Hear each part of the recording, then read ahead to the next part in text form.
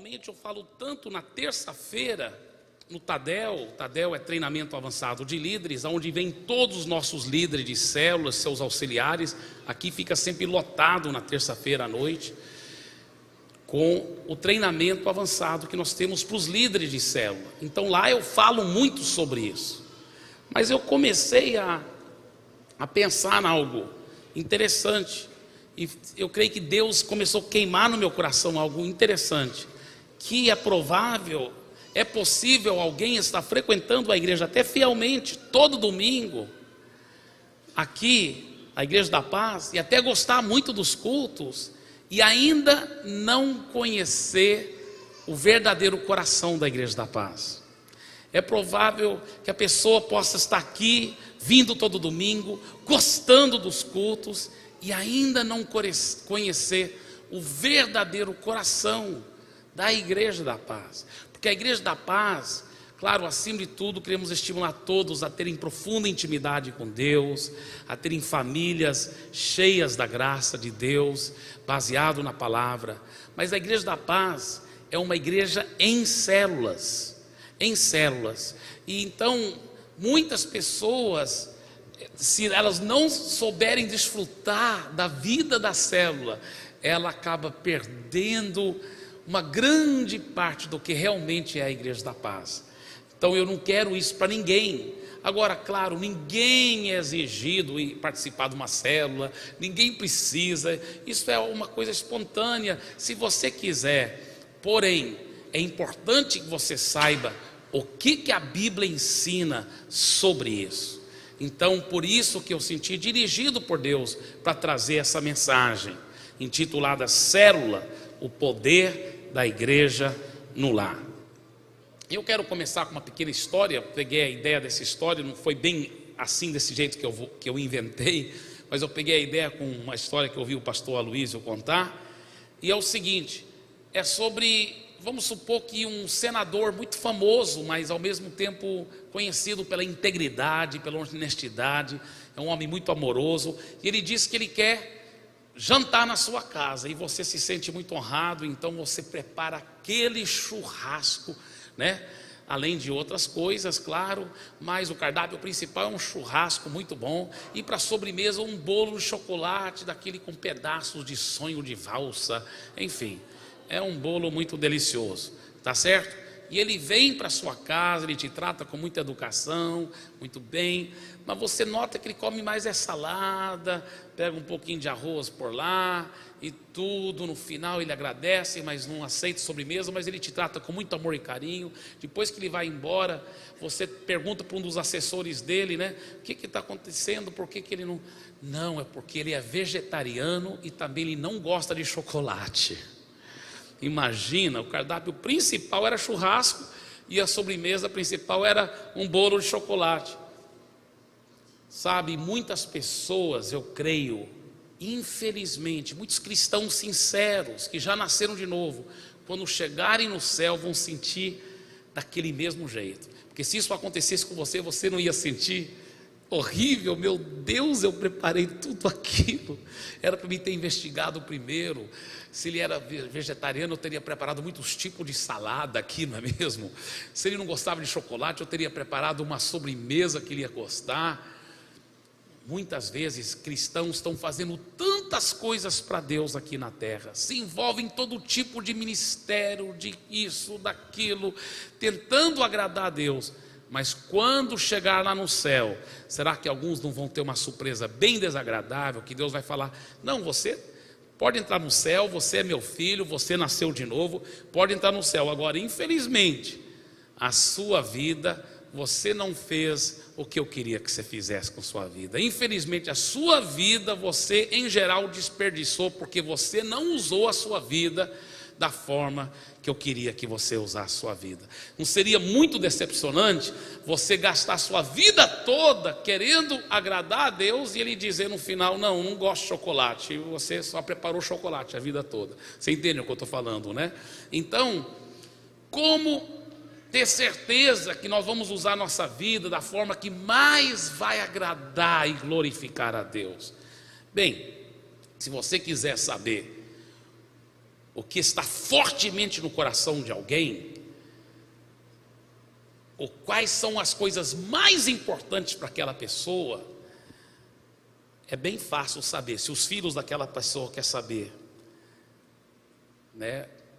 Vamos supor, um pai que já morreu. Tá, meu pai morreu, mas antes dele morrer, naquela última meia hora, antes dele morrer, que ele chamou a família toda e começou a despedir, o que foi que ele falou?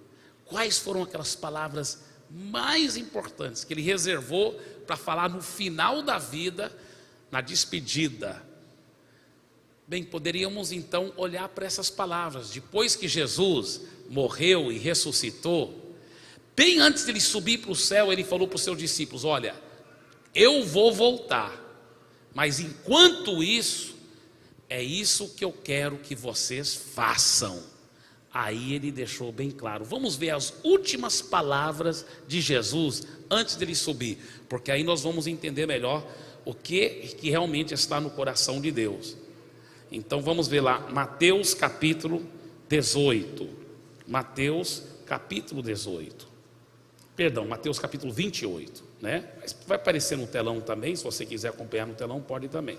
Mateus 28, os últimos 3 versículos do livro de Mateus. Mateus 28, versículos 18, 19 e 20. Vamos ver o que diz a palavra de Deus. Jesus, aproximando-se, falou-lhes dizendo: toda autoridade me foi dada no céu e na terra. Ide, portanto, fazei discípulos de todas as nações, batizando-os em nome do Pai, do Filho e do Espírito Santo, ensinando-os a guardar todas as coisas que vos tenho ordenado. E eis que estou convosco todos os dias, até a consumação dos séculos. Agora, o que quer dizer essa expressão, fazei discípulos? Já que esse é o propósito principal de Deus para mim e para você aqui na terra. Porque talvez você diz: não, o propósito principal é de adorar a Deus. Sim, com certeza, até porque a adoração é o segredo principal para ter intimidade com Deus. E intimidade com Deus é o segredo dos segredos. Talvez você diz: não, a razão principal é da gente ter comunhão um com os outros, ser uma família espiritual. Ah, isso é tão lindo. Isso, sem dúvida, é uma das razões que nós estamos aqui na terra. Mas você já pensou de uma coisa? Se Deus nos levasse para o céu logo, a gente não ia poder adorá-lo muito melhor ainda lá no céu? A gente não ia ter mais profunda comunhão um com os outros muito mais lá no céu? Por que Deus nos deixou aqui na terra? Ele nos deixou na terra por essa razão aqui. Ele nos deixou com uma missão de fazer discípulos. O que é fazer discípulos? Eu resumi fazer discípulos numa frase bem simples, que se chama ganhar vidas e cuidar bem delas. Não é só fazer convertidos. Jesus não diz ide fazer convertidos. A pessoa tem que converter-se para Jesus. Isso é o primeiro passo. Mas depois ela tem que ser cuidada, ela tem que ser discipulada, ela tem que ser acompanhada. Então, essa é a grande comissão de Deus para todos os seus filhos: ganhar vidas para Jesus e cuidar bem delas. Ganhar vidas para Jesus e cuidar bem delas. Agora, a grande pergunta, já que esse é o propósito principal de Deus para nós como cristãos aqui na terra, como ganhar vidas e cuidar bem delas? Como que nós vamos fazer isso? Bem, tem as maneiras do homem. O homem tenta inventar muitas maneiras de ganhar vidas, né? Uma delas, que tem sido muito usado no meio religioso, é o que é chamado do clericalismo. É dizer, não, o clero que tem que fazer isso. Os leigos vão ajudar através das orações, através das contribuições, mas o clero que tem que fazer, os pastores, os líderes da igreja, eles que têm que ganhar almas e cuidar bem delas. Nós, como os leigos, né, isso é o pensamento religioso, clericalista, nós, como os leigos, temos que só apoiá-los, não é mesmo? E essa é a maneira do homem pensar, porque não está isso na Bíblia. Às vezes, quando um pastor procura colocar em prática o que a Bíblia fala, mobilizando toda a igreja para fazer discípulos, toda a igreja para ganhar almas, não na Igreja da Paz, porque o povo aqui já tem um conhecimento, toda a glória seja dada a Jesus por isso. Mas tem algumas igrejas onde os pastores mesmo me falaram que quando eles começaram a falar para o seu povo, vamos ganhar almas para Jesus, gente, vamos cuidar bem das almas, vamos discipular, que aqueles membros falaram: negativo, pastor, nós estamos financiando o Senhor para fazer isso, agora o Senhor quer dar o trabalho para nós? Você está entendendo a mentalidade do clericalismo totalmente equivocado? Isso é a maneira do homem pensar. E eu sempre dou uma ilustração. Quando um pastor, porque a Bíblia compara nós pastores com o pastor de ovelhas, quando um pastor de ovelhas mesmo, do animal, ele quiser multiplicar o rebanho dele, como que ele faz? Claro que não é verdade essa ilustração que eu vou dar, mas imagina, vamos supor que ele pensasse assim: bem, eu preciso aumentar meu rebanho, eu quero ter mais ovelhas. Então ele vai, procura um médico obstetra, né? E ele aluga uma equipe lá de médicos, de enfermeiras, de um pediatra, vários médicos pediatras, e ele então aluga uma sala de parto lá, um apartamento lá no hospital, e ele mesmo, o pastor de ovelhas, entra lá e começa a gemer e dá luz aos cordeirinhos, e eles saem dele berrando. Isso é ridículo, mas se é tão ridículo, por que a gente tem pensado assim na forma espiritual? Porque um pastor de ovelhas, tá? Vocês são comparados às ovelhas de Jesus, eu sou o pastor das ovelhas. Se eu quero aumentar o rebanho, o que eu faço? O que o pastor de ovelhas mesmo, do animal, o que ele faz se ele quer aumentar o rebanho? Ele tem que fazer o seguinte: ele tem que dar o capim verde para as ovelhas, ele tem que dar muita água boa, sadia, ele tem que curar as ovelhas das feridas, e ele tem que proteger as ovelhas dos animais selvagens, do lobo mau. Ele fazendo isso, o que vai acontecer? As ovelhas naturalmente vão procriar, porque ovelha sadia sempre dá muita cria. Mas quem gera ovelha não é pastor, é ovelha que gera ovelha. Diga: ovelha que gera ovelha. Aí você fala: pastor, ele quer dizer que vocês pastores não vão ganhar almas para Jesus. Escuta bem, o pastor, o papel dele é garantir que as ovelhas sejam sadias. Agora escuta bem, eu não somente sou pastor, eu sou acima de tudo uma ovelha do grande pastor Jesus. Então, como ovelha, minha obrigação também é estar ganhando almas, tá certo? E cuidando bem delas.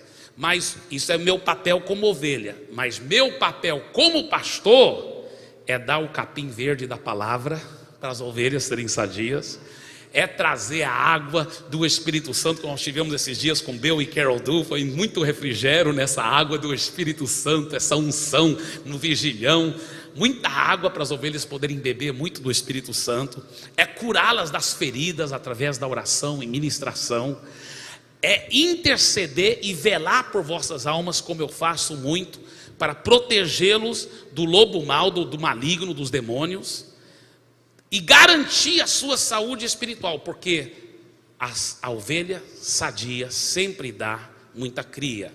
Agora, da mesma forma, quando aquelas ovelhinhas todas nascerem, então, quem é que cuida daqueles cordeirinhos? Quem é que dá leite para eles? A mesma coisa, que a mesma mentalidade equivocada que tem tido. Muitas vezes, sabe o que falaram? Tem irmãos que fazem assim: ganha uma alma para Jesus, traz para a igreja e fala: bem, pastor, fiz a minha parte, agora está nas suas mãos. Agora imagina um pastor de muitas ovelhas, ele dando 1000 mamadeiras para todas aquelas ovelhinhas. Ele jamais poderia garantir um bom leite para todas aquelas ovelhinhas, para milhares de ovelhinhas. Quem é que dá leite para a ovelhinha, para o cordeirinho que acabou de nascer? A ovelha mãe que a gerou. Então, olha, homens, até nós que somos homens, espiritualmente falando, nós devemos ser ovelhas mães. Nós devemos gerar vidas para Jesus e dá o leite para elas. Você ganhou a alma para Jesus, você tem obrigação diante de Deus, a responsabilidade e o sagrado privilégio de poder dar o leite para elas, para poder discipular, para poder cuidar bem delas, tá certo? Então, esta é a maneira do homem pensar, é o clericalismo. A maneira de Deus pensar é colocar o ministério de ganhar vidas e cuidar bem delas na mão do povo, na mão do seu povo, todo mundo ganhando almas, todo mundo cuidando bem delas, todo mundo cumprindo com a grande comissão e de fazer discípulos. Esse é o tipo de coisa que Deus vai se agradar, que você não vai decepcionar a Deus. Se você investir a sua vida fazendo isso, você vai chegar no céu e Deus vai falar assim: ah, servo bom e fiel, você realmente investiu a sua vida fazendo algo que traz prazer ao meu coração. Agora, deixa eu mostrar mais um texto assim tremendo na Bíblia. Efésios capítulo 4, versículos 11 a 12, ele diz: e ele mesmo concedeu os uns para apóstolos, os outros para profetas, os outros para evangelistas, outros para pastores e mestres, com vistas ao aperfeiçoamento. Essa palavra no grego, aperfeiçoamento, quer dizer equipar e treinar os santos. Quem são os santos? Todos que já foram lavados pelo sangue de Jesus, para o desempenho do seu serviço. Essa palavra serviço pode ser traduzido também ministério. Em outras palavras, o papel dos pastores é para equipar os santos, para que os santos possam fazer o ministério. Em outras palavras, colocar o ministério de ganhar vidas e cuidar bem delas na mão do povo. Deixa eu só abrir um parênteses aqui, porque às vezes tem certos pensamentos bem antibíblicos. Por exemplo, tem um certo pensamento que fala assim: não, eu gosto muito de células, mas o meu ministério é outro. E a pessoa compara células como um entre muitos ministérios na igreja. Esse pensamento é totalmente equivocado, totalmente errado. Sabe por quê? Células não é um dos ministérios da igreja. Células não é um dos ministérios da igreja. Escuta bem. Células é a própria igreja nos lares. Células é a própria igreja nos lares.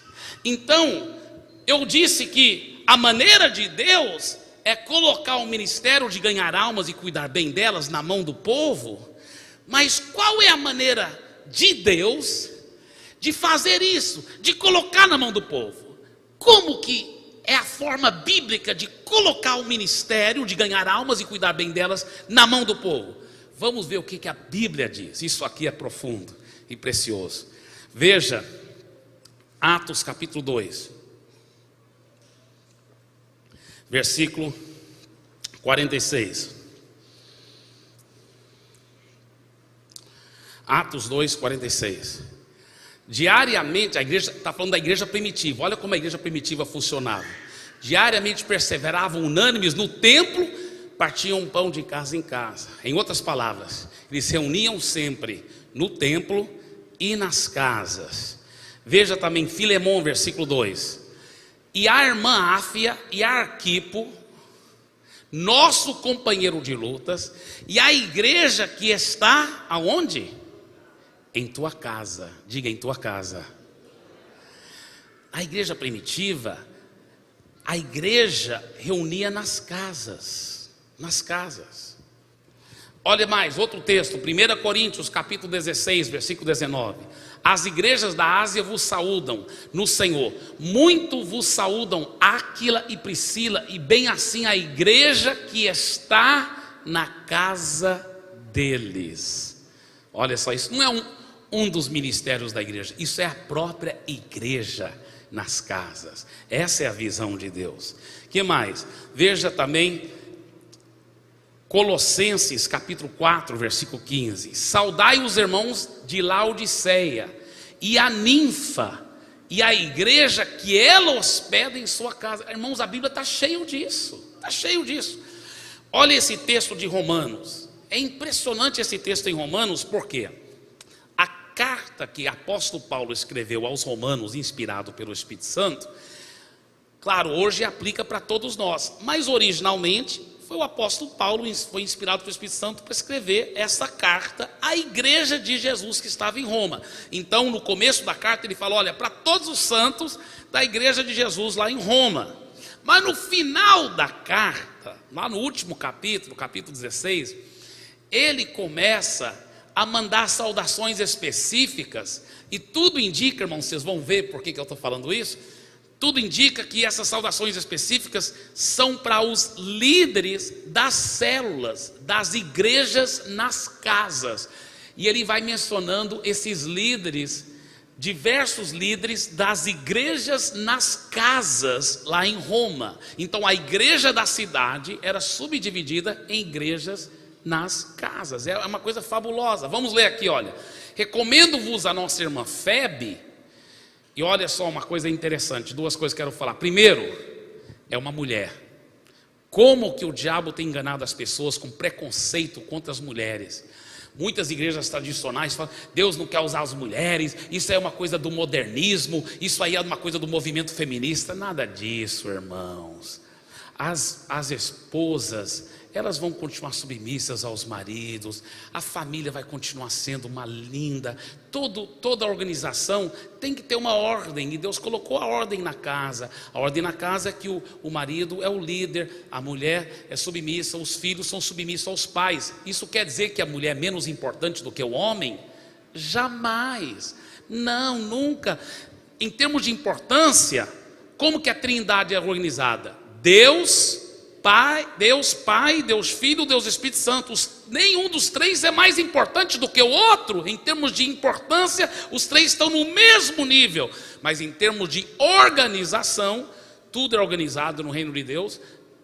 O Filho submete ao Pai, e o Espírito Santo se submete ao Filho. Isso que a Bíblia diz. Então, em termos de organização, é Pai, aí depois vem o Filho, depois vem o Espírito Santo. Mas em termos de importância, estão no mesmo nível. Assim na família, em termos de importância, o pai, a mãe e os filhos têm valor intrínseco igual diante de Deus, o mesmo valor, são tão importantes um quanto o outro. Mas em termos de organização, em termos de liderança, é o pai, depois vem a mãe, depois vem os filhos.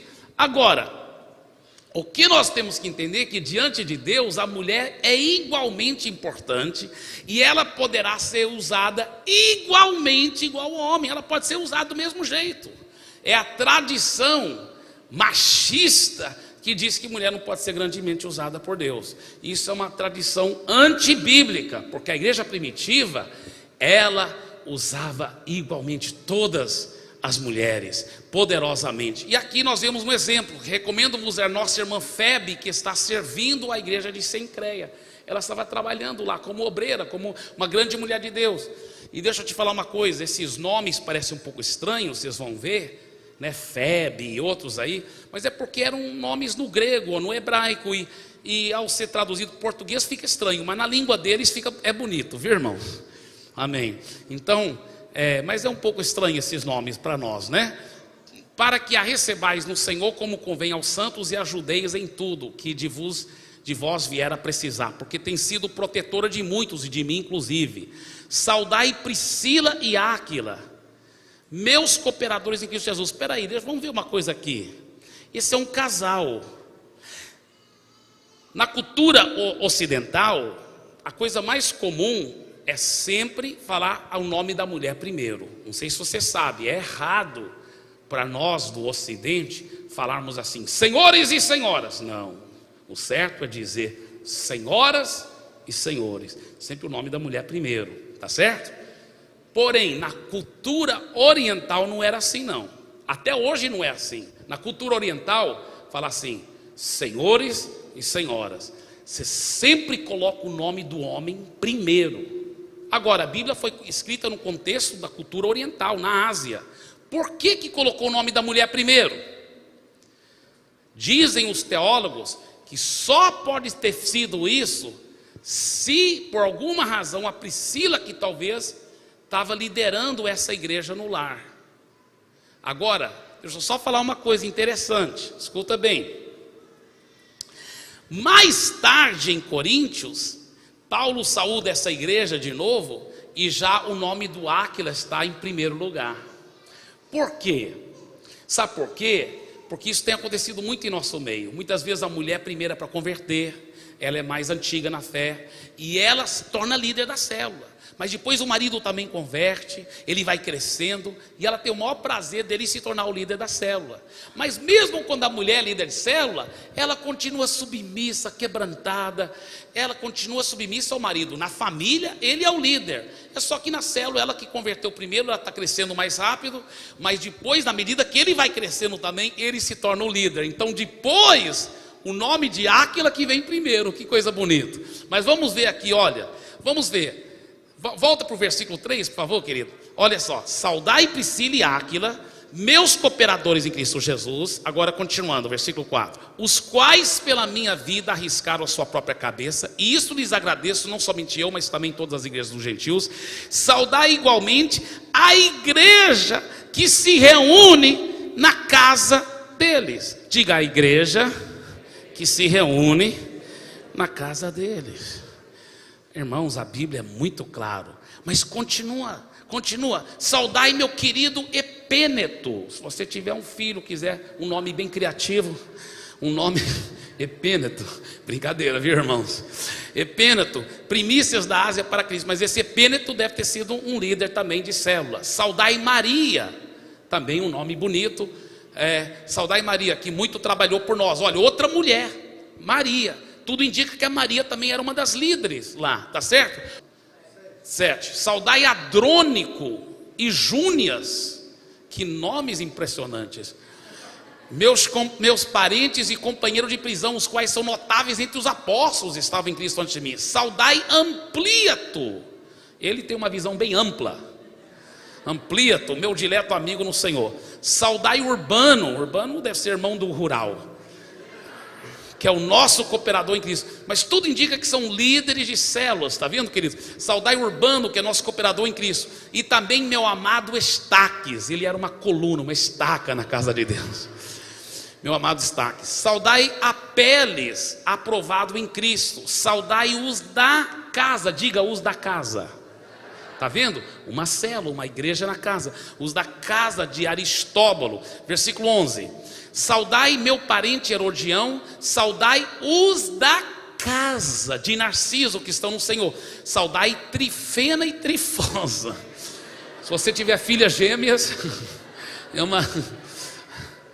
Irmãos, eu não sei, mas eu imagino que Trifena e Trifosa eram duas irmãs muito cheias do Espírito Santo, solteironas assim, fofinhas, e muito usadas para ganhar muitas almas para Jesus. Eu imagino, posso estar enganado, mas eu imagino que a célula delas ficava crescendo e multiplicando toda hora. Saudai Trifena e Trifosa, as quais trabalhavam no Senhor. Saudai a estimada Pérside, que também muito trabalhou no Senhor. Saudai Rufo, eleito no Senhor, igualmente a sua mãe, que também tem sido mãe para mim. Versículo 14. Saudai Assínclito, Flegonte, Hermes, Pátrobas, Hermas e os irmãos que se reúnem com eles. Diga: e os irmãos que se reúnem com eles. Está vendo, irmão? A lista de líderes de célula, uma lista das igrejas nos lares. Que coisa fabulosa. Saudai Filólogo, Júlia, Nereu e sua irmã Olimpas e todos os santos que se reúnem com eles. Saudai-vos uns aos outros com ósculo santo. Ósculo quer dizer um beijo santo. Saudai. Todas as igrejas de Cristo vos saúdam. Que coisa fabulosa. Então nós vimos agora, irmãos, a maneira bíblica, aleluia, de colocar o ministério na mão do povo, de colocar o ministério de ganhar almas e cuidar bem delas, é através de ter a igreja nas casas, a igreja nos lares. Esta é a maneira bíblica, e quando funciona assim, explode, tudo muda, tudo transforma. Então só encontra a sua realização completa quando você estiver realmente colocando isso em prática. É uma coisa muito bonita. Mas nós vamos agora falar sobre os benefícios da célula. Eu quero agradecer muito ao meu discípulo, o pastor Sabá, que agrupou muitos desses itens. Eu acrescentei alguns, e o pastor Sandro, que com tanto carinho preparou o PowerPoint e tudo mais. Vamos lá então, os benefícios das células. As células que eu chamo é a igreja no lar. Eu gosto desse nome, célula, porque célula é a menor partícula do seu corpo, aonde todo o DNA do corpo está lá. Isso que é uma igreja no lar. É um grupo pequenininho, mas tem todo o código genético da igreja de Jesus. Está entendendo? Então a célula realmente ela pela própria definição biológica, ela já mostra o que é uma igreja no lar. Mas eu não faço questão de nomenclatura. Alguns chamam de grupo familiar. Eu acho mais bonito. Quando fala para um visitante, vem para o meu grupo familiar, é mais bonito do que célula. Porque, especialmente as mulheres, para ficar com medo de pegar celulite, né? Qualquer coisa assim. Mas então, às vezes, alguém não poderá. Eu não faço questão da nomenclatura. Você pode falar, vem para o nosso estudo bíblico lá em casa, né? Qualquer coisa assim. Ou, melhor ainda, se quiser usar o termo bíblico, vem para a igreja que está na nossa casa, né? Então, não tem problema. A nomenclatura não é a questão, mas sim o princípio bíblico da igreja no lar. Muito bem. Agora, veja bem, as células trazem benefícios tremendos para a igreja. A seguir vamos estudar alguns desses benefícios, tá? Então vou ir um pouco rápido, então aperte bem o seu cinto de segurança aí para você poder acompanhar.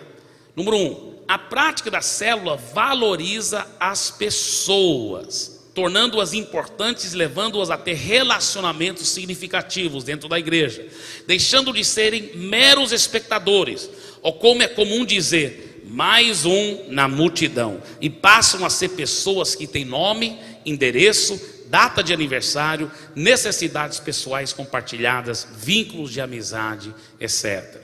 Escuta bem, deixa eu falar uma coisa aqui para você.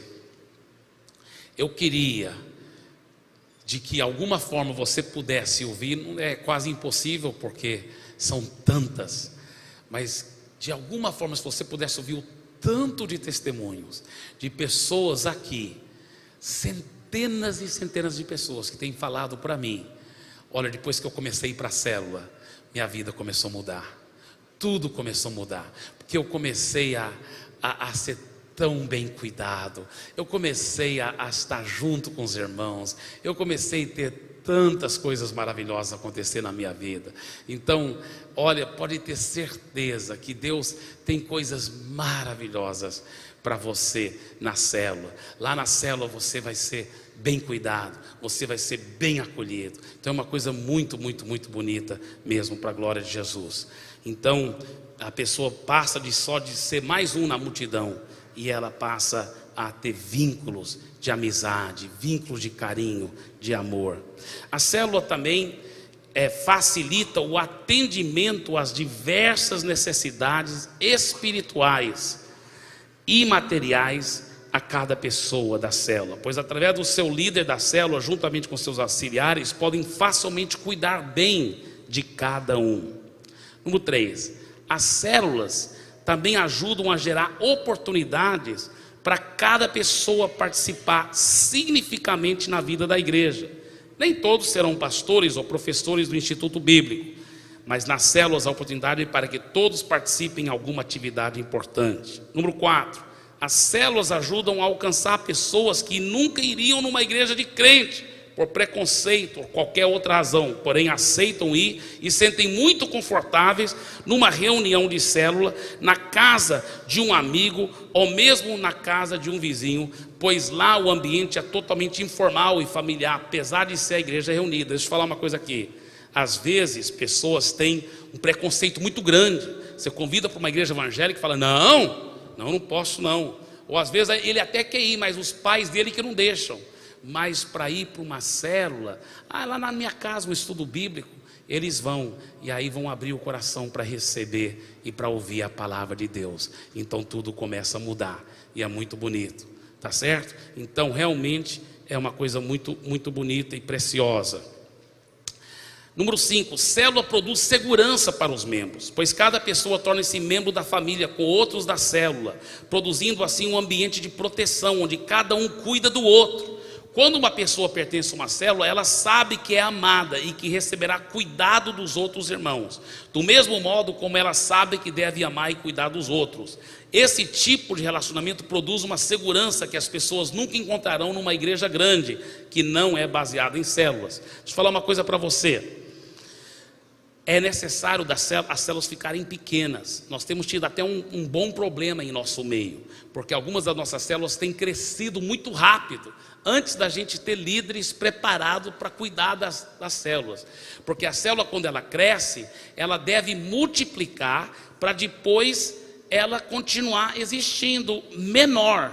Então, uma célula, por exemplo, começou com 7 pessoas, chegou até 14, 15, multiplica em duas células de 7 pessoas, está entendendo? Para sempre ficar pequenininha. Por quê?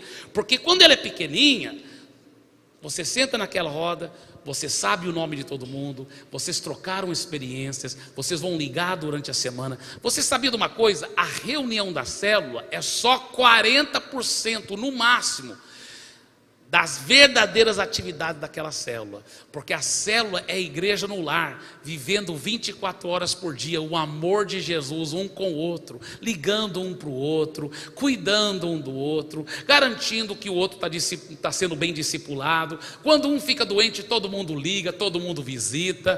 Talvez você diz: pastor Eibe, muitos vão dizer, minha célula já está funcionando assim. Mas talvez tenha alguém que diga assim: não, mas na minha célula não está funcionando bem assim ainda. Deixa eu explicar uma coisa, preste bem atenção no que eu vou dizer, querido. Se não está funcionando, mas você poderá ajudar a garantir que vai funcionar desse jeito. Você poderá começar a cuidar um do outro, começar a visitar um ao outro, começar a participar um com o outro, em nome de Jesus. Vamos continuar, que coisa maravilhosa, aleluia.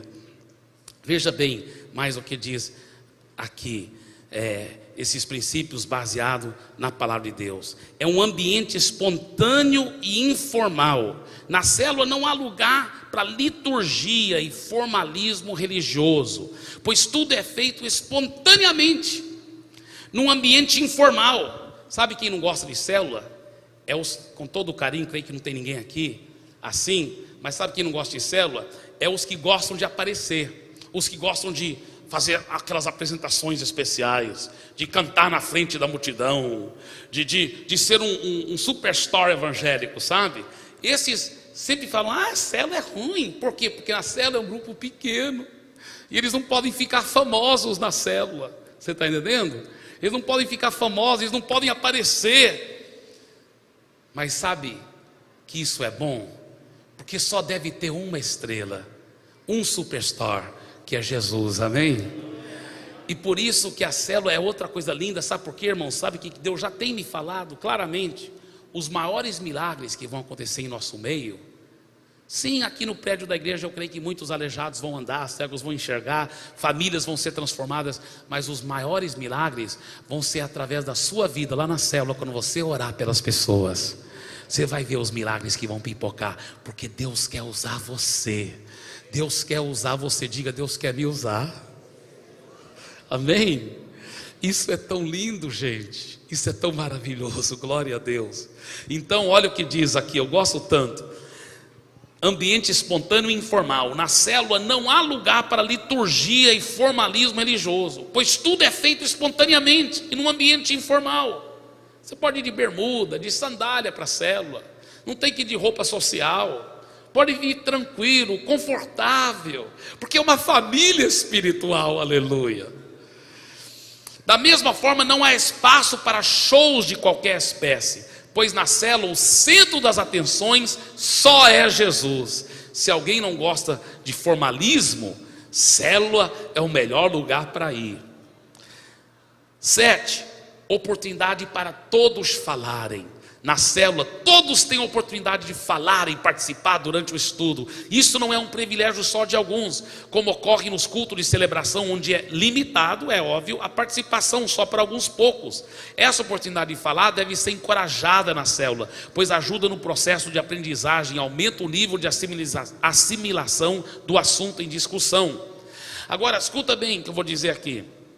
Você sabia que todo cristão, para crescer, ele tem que ouvir muito, a palavra, mas ele tem que também falar a palavra. Sabia disso? Só ouvir a palavra não te ajuda a crescer.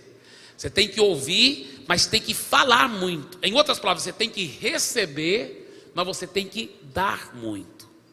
Então escuta bem, no culto de celebração, você vem para receber. Você vem para receber a palavra, para receber adoração, intimidade, comunhão com Deus. Você vem para adorar a Deus, mas você está recebendo.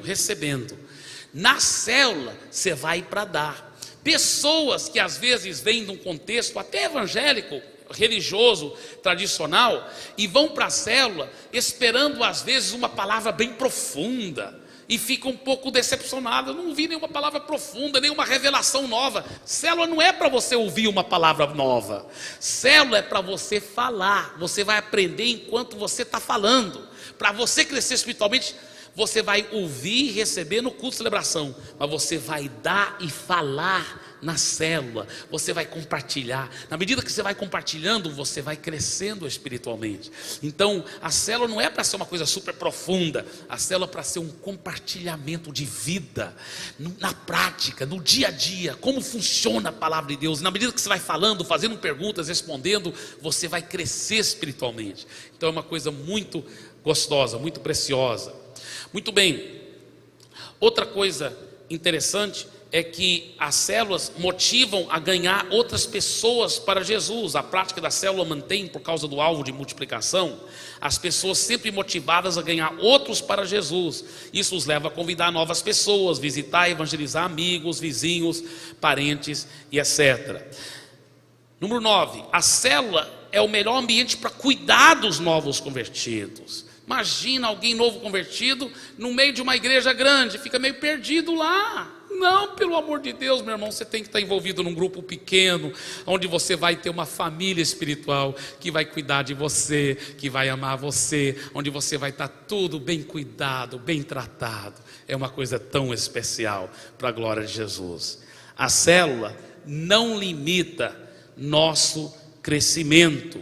Em outras palavras, a prática da célula nos liberta da ideia que nossa missão acaba quando o prédio enche, pois com as células nosso crescimento é ilimitado e não precisamos nos preocupar com prédios, pois o nosso lugar de reunião é a casa dos irmãos, e os cultos de celebração podem ser feitos em dias e horários diferentes no mesmo prédio. A célula coloca o ministério na mão do povo.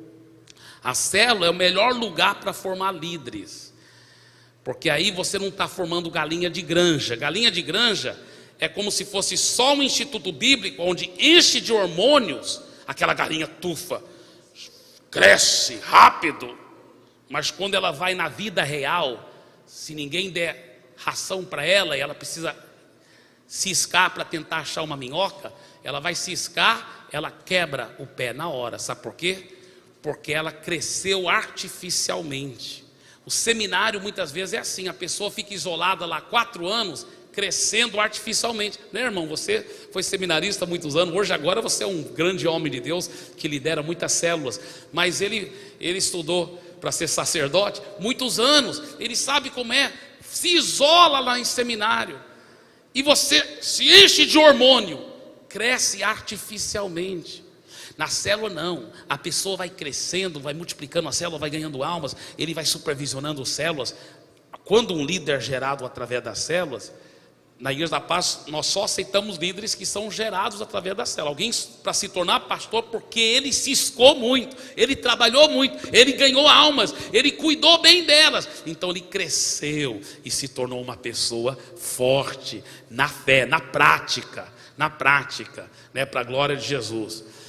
Por isso que esse próximo número, os títulos são uma realidade de vida. Em outras palavras, ele não é um grande líder porque tem uma placa na parede que fala que ele é bacharel em teologia. Ele é um grande líder, talvez vai ter bacharel em teologia. Nós temos muitos cursos também, nós valorizamos isso e muito. Mas nós entendemos que não basta só teoria, ele tem que ter realidade de vida. Então o título principal dele é a realidade de vida que ele tem. Número 14, ele fecha a porta de trás da igreja. O que eu quero dizer com isso? Com muito carinho, muitas igrejas são como uma rodoviária. Você vai naquela igreja, tem muita gente. Você volta um ano depois, ainda tem muita gente, mas é tudo diferente. Tudo diferente. Não ficam as mesmas pessoas. Ficam entrando, saindo, fica sempre entrando gente nova e saindo as pessoas antigas. É uma rodoviária, ninguém cuida de ninguém, ninguém sabe quem, é só aquela igreja rodoviária. Eu tenho pavor disso. Eu tenho pavor disso. Que Deus nos livra de uma coisa dessa. Nós temos que cuidar bem das pessoas. Nós temos que formar vínculos profundos. Se tem uma coisa que eu mais quero, é garantir que todo mundo vai ser bem cuidado, bem discipulado, bem pastoreado. E as células são uma forma dentro daquela família espiritual para garantir isso. Eu falo para os meus líderes de célula, pelo amor de Deus, você que tem que garantir isso. Mobilize muitos discipuladores lá na sua célula. E nós ajudamos muito nossos líderes de célula. Nós treinamos a eles, nós damos instituto bíblico para eles, nós damos as ferramentas para eles, porque nós queremos garantir que todo mundo vai ser bem discipulado, todo mundo mais bem cuidado.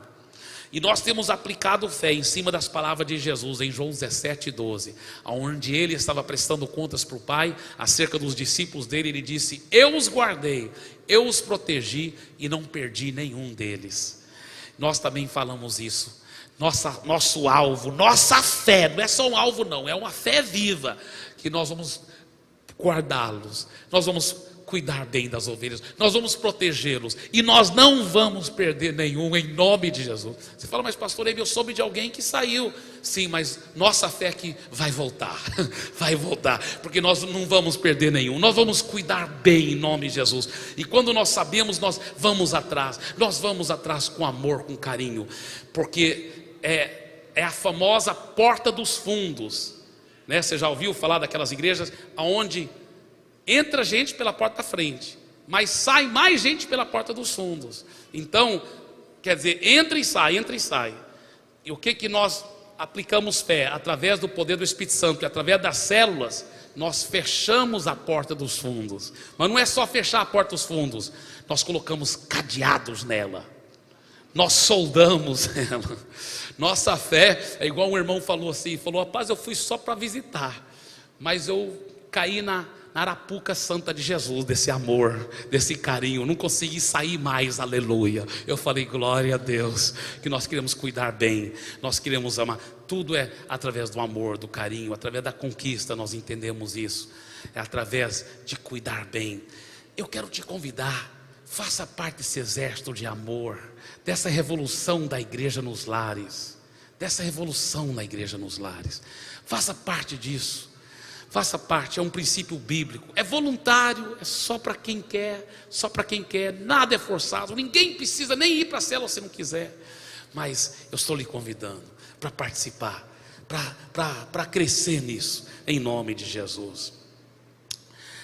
Dentro da célula, a realidade é que mais cedo ou mais tarde as máscaras vão caindo, as pessoas vão se abrindo, nem tanto na reunião da célula que é para se abrir no discipulado 1 a 1, mas as pessoas vão se tornando mais sinceras, mais cheias de transparência, se tornando pessoas reais. Na célula a gente aprende que você não tem que aparecer muito espiritual toda hora. Não, você pode ser você e as pessoas vão ficar te amando e te aceitando do mesmo jeito. Ninguém vai te criticar e vai te menosprezar porque você não parece tão espiritual.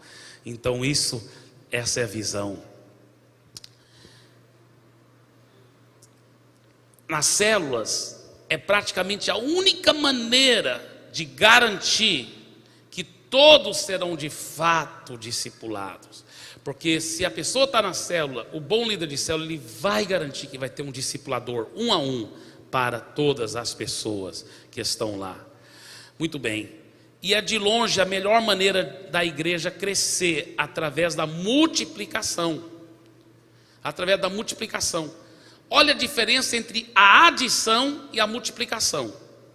É interessante que igrejas que só adicionam, só através da adição, ganhando almas no culto público, no começo elas crescem até mais rápido do que uma igreja em células, às vezes.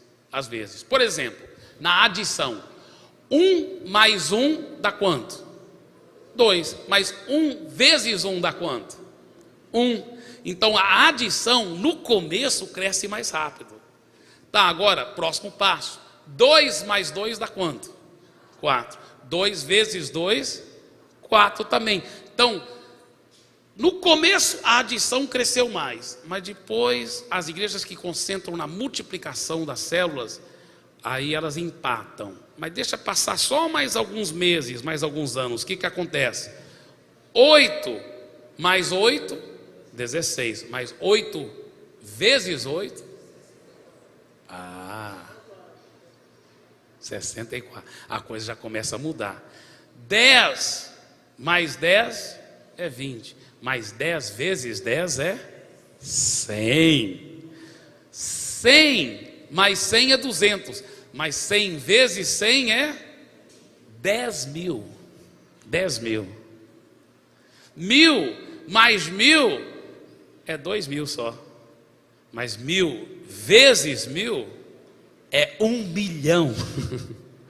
Então, as igrejas em células, elas tendem a ter crescimento exponencial. É uma coisa impressionante o que acontece para a glória do Senhor Jesus.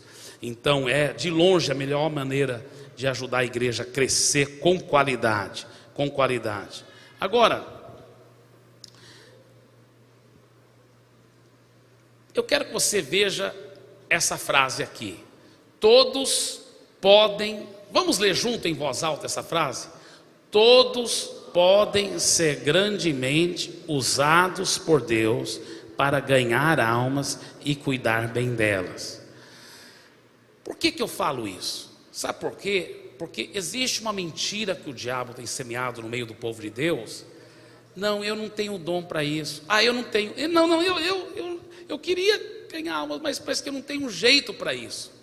Olha, você não tem que fazer uma coisa difícil, ir de porta em porta batendo, passando momentos constrangedores.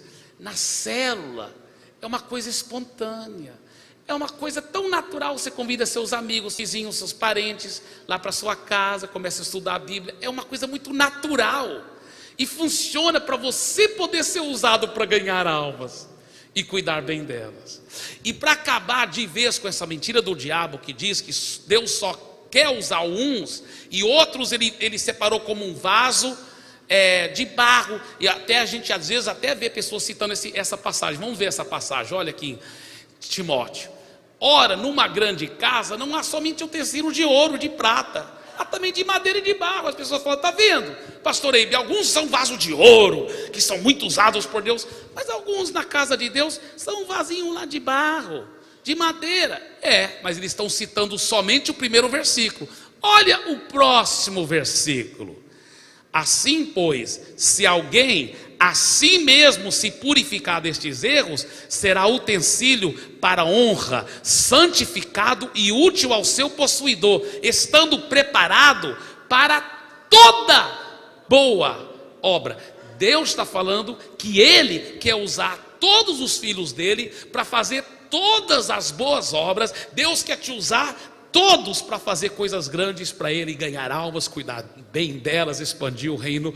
Diga, Deus quer me usar e Ele quer me preparar para toda boa obra. Está vendo, querido? Então não aceite essa mentira do diabo. Temos que ter mudança de paradigma nesta área, porque por anos fomos ensinados religiosamente que Deus separa alguns para ser grandemente usado e outros ele não quer usar grandemente. Isso não é verdade. Ele quer usar todos grandemente. Agora, veja bem essa frase. Não existe uma estratégia que funcione melhor para ganhar almas e cuidar bem delas do que as células e o discipulado 1 a 1.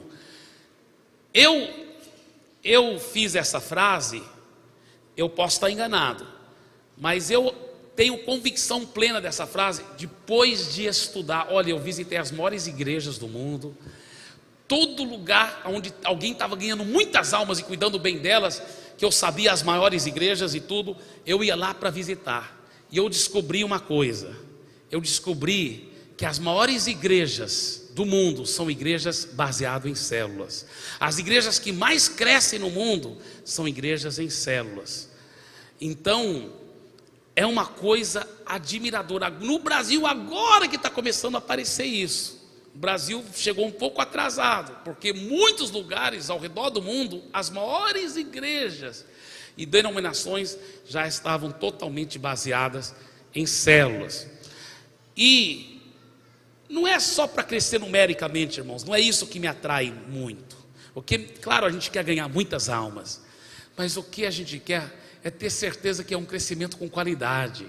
Então eu estou convencido que não existe uma estratégia que funcione melhor para ganhar almas e cuidar bem delas do que as células e o discipulado um a um. Por isso que eu também digo essa outra frase aqui: todos podem ser grandizados por Deus para liderar uma célula, já que a célula é o instrumento principal para ganhar almas e cuidar bem dela.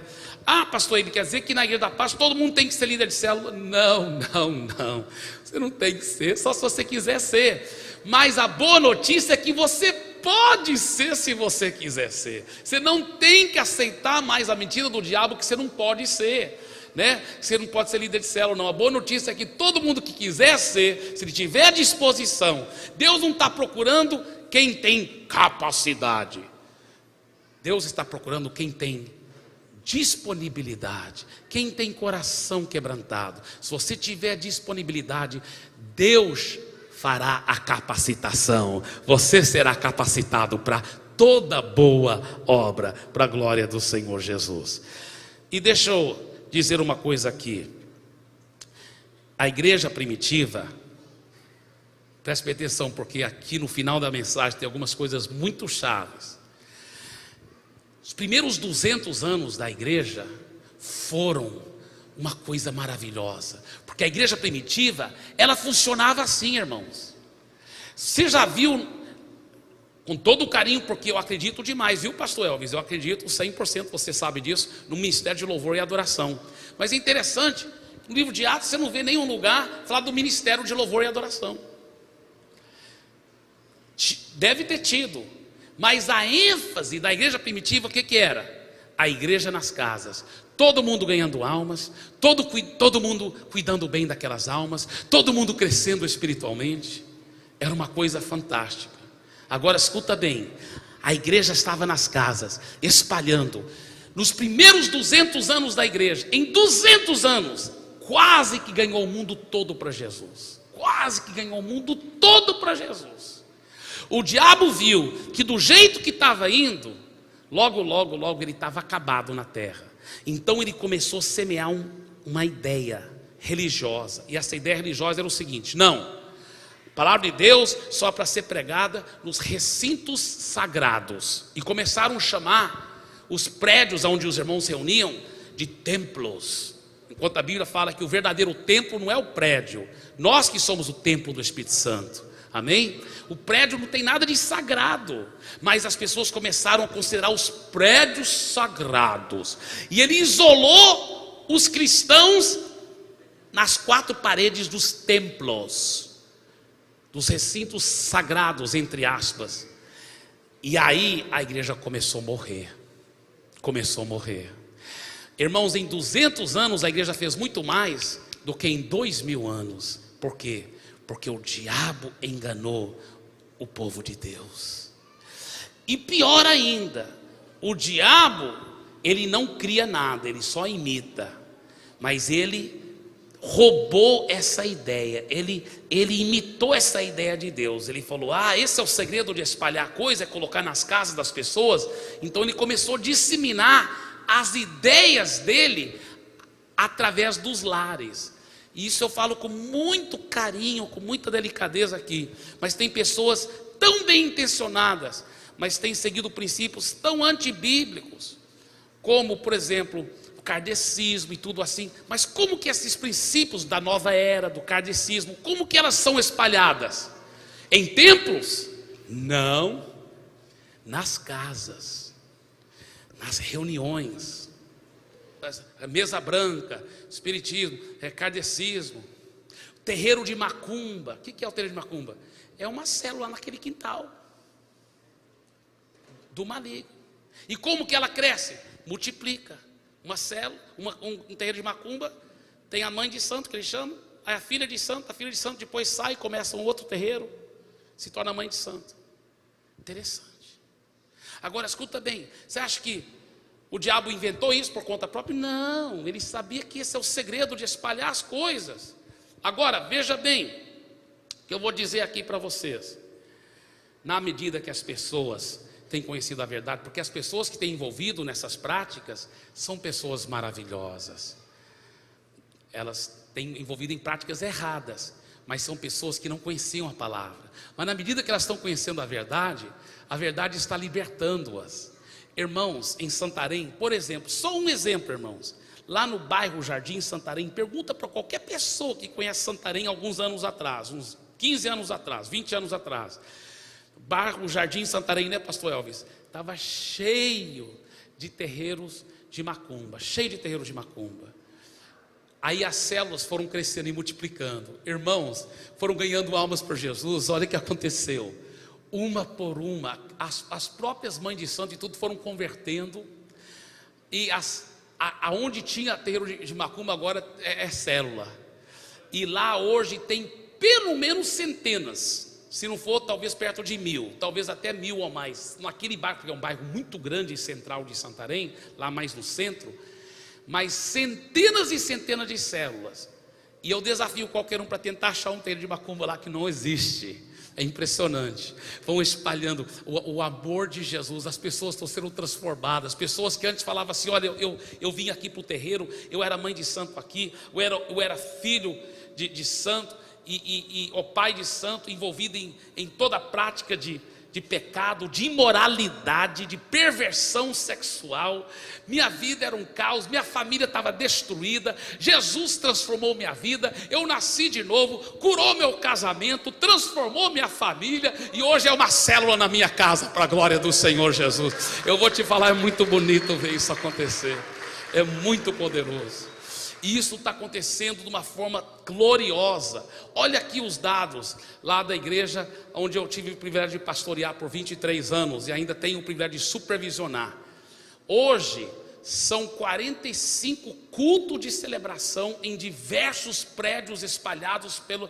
Já agora começou, graças a Deus, a construção da catedral, que vai caber mais do que 10.000 pessoas. Mas mesmo assim é muito pequena, ela vai ter 7 cultos. Mas mesmo assim vamos continuar usando todos os outros auditórios. Isso aqui é só um dos auditórios que temos espalhado pela cidade, tá?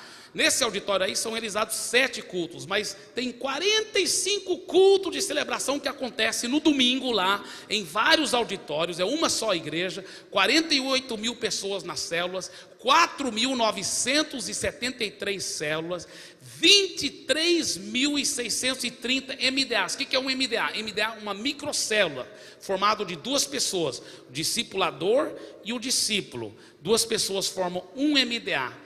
Tem mais do que 23.000 MDA, e tem de grupos de evangelismo, que as células vão formando esses outros grupinhos para evangelizar, mais do que 8.277 grupos de evangelismo. Agora, deixa eu falar uma coisa aqui para você. O que aconteceu em Santarém, toda a glória e toda a honra seja dada somente a Jesus, mas eu tenho certeza, irmãos, que pela misericórdia de Deus, e Jesus não voltando antes, isso vai acontecer, já está começando a acontecer, e vai acontecer aqui em Fortaleza, para a glória de Jesus. Está bem? Escuta bem o que eu vou dizer. Nós estamos agora com aproximadamente 350 células. Nosso alvo é bem simples: até o final do ano, multiplicar todas as células só uma vez. Então, com 350, multiplicar uma vez, vai ter quantas células até o final do ano? 700. Se cada célula, as 700 células, tiver só a média de 10 pessoas, vamos ter 7.000 pessoas, tudo bem. Mas agora, vamos sonhar aqui um pouco. Se multiplicar só 4 vezes, vamos supor que demore 1 ano para multiplicar. 1 ano, em 4 anos, cada ano multiplica só uma vez. Quanto que vai dar? Tá, multiplicar uma vez 700, né? Ano que vem multiplicaria para 1.400 células, já seria 14 1.000 pessoas, tudo bem. Segundo ano, multiplica para 2.800. Terceiro ano vai ser 5.000 e alguma coisa. E o quarto ano, 11.200 células. Tá? Eu fiz os cálculos. Só 4 multiplicações. Só 4 multiplicações. E é só multiplicando uma vez por ano. Tem célula que multiplica mais do que uma vez por ano. Mas isso é só uma vez por ano. Agora escuta bem. Com 11.200 células, se cada célula tiver 10 pessoas, vai ser quantas pessoas? 112.000 pessoas. E isso é só o começo.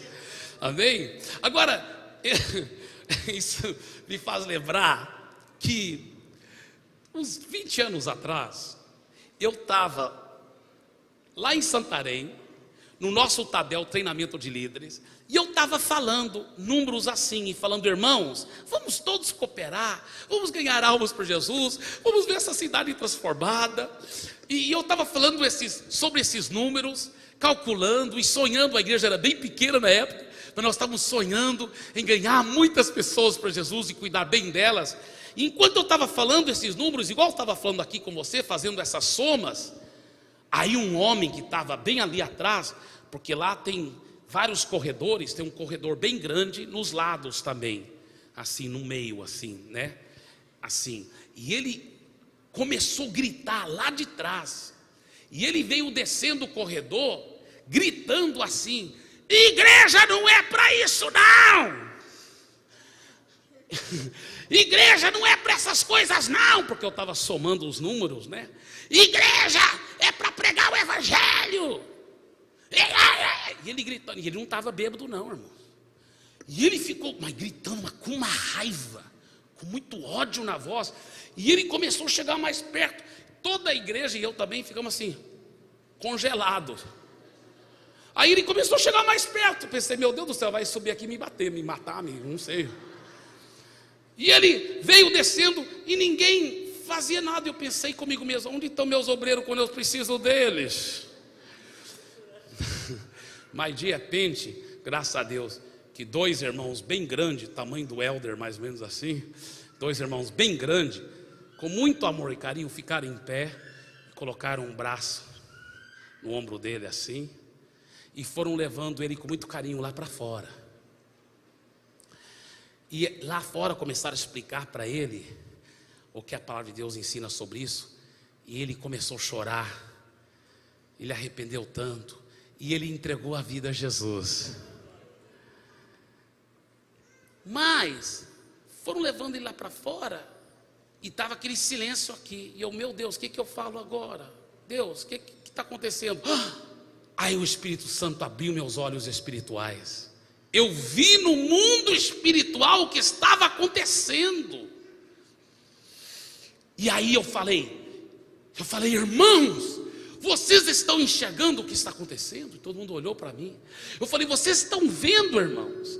Enquanto, pouco tempo atrás, essa igreja, nós ficávamos aqui isolados dentro das 4 paredes do templo, pregando sim o evangelho poderoso. O diabo nem se importava com a gente, nem incomodava. Mas agora que nós estamos mobilizando todo mundo para começar células nas suas casas, para ganhar almas para Jesus, para cuidar bem delas, e nós estamos espalhando pela cidade, o diabo está com tanta raiva, irmão. Nós estamos mexendo no ninho da cobra. Ele está com raiva, ele está atiçando. Por isso que essas coisas acontecem. E todo mundo começou a ver.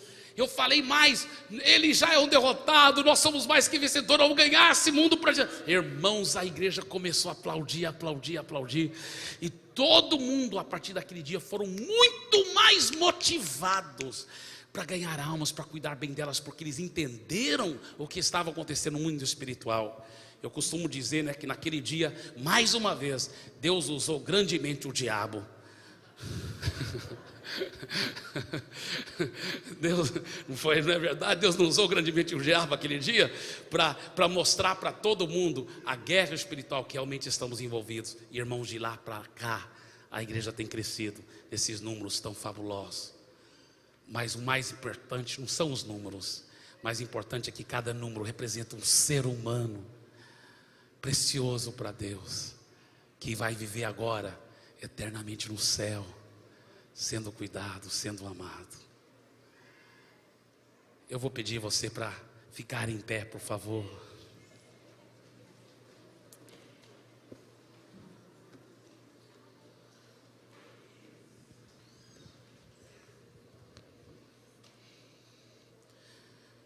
Pastor Elvis me fez lembrar, eu tinha esquecido. Obrigado, Pastor Elvis. Eu mandei preparar um cartãozinho assim, tá? Eu mandei preparar um cartãozinho. Eu vou até pedir os obreiros, viu, irmão Eliel, para pegar o receptor e ficar nas portas, tá? Porque nós vamos encerrar o culto agora, por causa do tempo.